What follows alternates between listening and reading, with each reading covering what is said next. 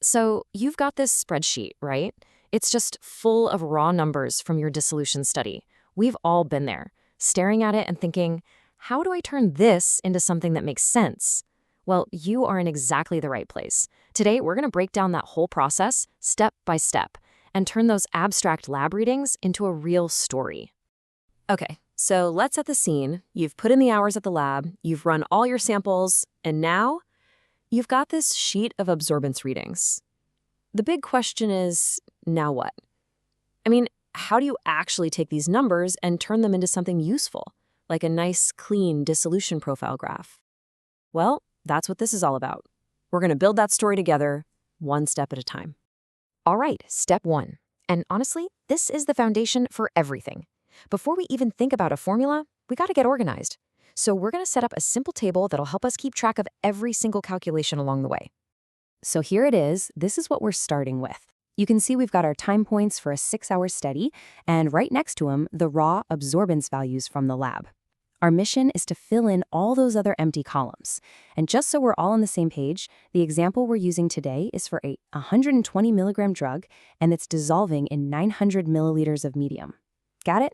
Good. Okay, time for step 2. This is where the magic starts to happen. We're going to take those absorbance readings, which, let's be honest, are pretty abstract, right? It's just how much light is getting through the sample.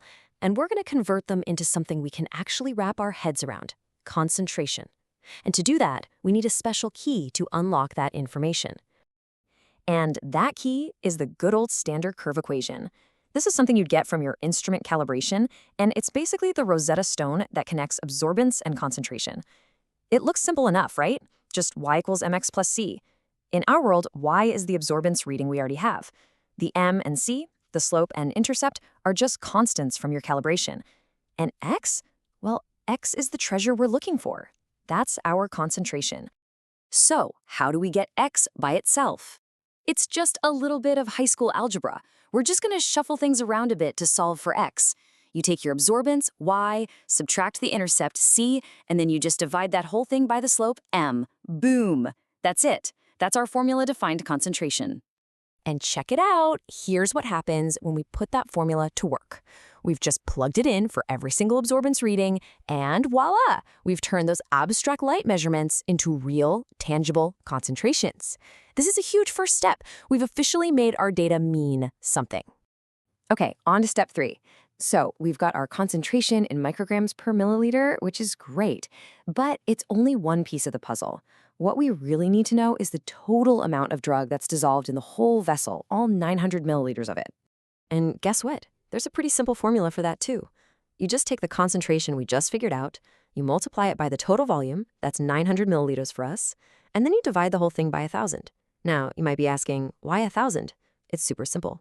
That's just to switch our units from micrograms over to milligrams. Easy peasy. Let's jump back to our table. See that new column? It's all filled in now. So each of those numbers is the actual weight of the drug floating around in the vessel at that exact time. This is getting good, right? But, and this is a big but, we're not done yet. There is an absolutely critical detail that we have to deal with next. All right, step 4. And I need you to lean in for this one, okay? Because this is where most people get tripped up. It's the cumulative step. We're about to adjust for what actually happens in the lab during sampling, and getting this right is, I'm not kidding, the key to the whole thing. So, for our very first time point, at hour 1, life is easy. The total amount of drug that's been released is just, well, it's the amount we calculated, 5.43 milligrams. Nothing tricky yet. Okay, now let's look at hour 2. Our calculation tells us there are now 10.75 milligrams of drug in the vessel, so clearly more has dissolved, which makes sense.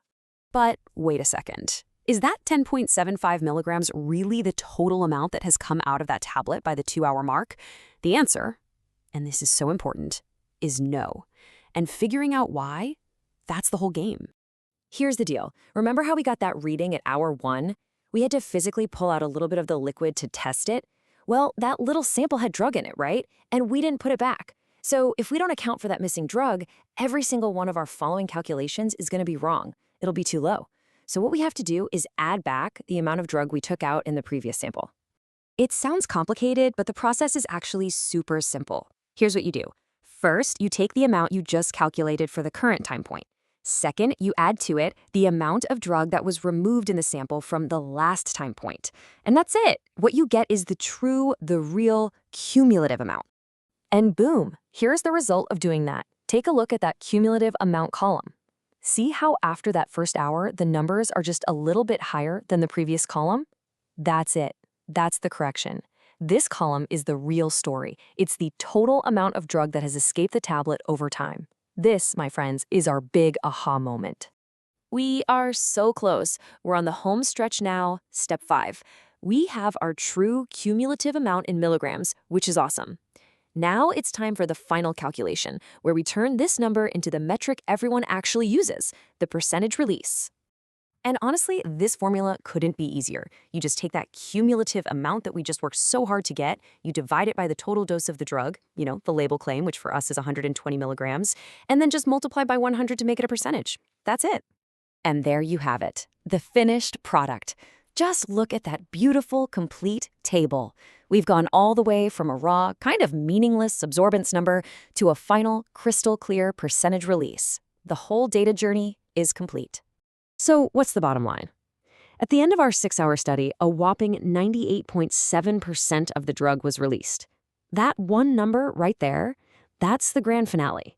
It's the summary of everything we've done, and it tells us exactly how our tablet performed. Okay, final step. Step 6. We've crunched all the numbers. Now it's time for the real payoff. Because let's be real, the whole reason we do all this math is to create a picture, a graph that tells the entire story in a single glance. And all you have to do is make a simple plot. On the bottom, the x-axis, you're going to put time. And on the side, the y-axis, you'll put our final column, that percentage cumulative release. The line that forms when you connect the dots, that is your drug's dissolution profile. It's like a visual signature for how it performs. So I'll leave you with this question. When you look at that curve you just created, what story does it tell you about your drug? Is it a rapid release, or is it a nice, slow, extended release? The answer is right there in the shape of the graph. And now you know exactly how to build that story right from scratch.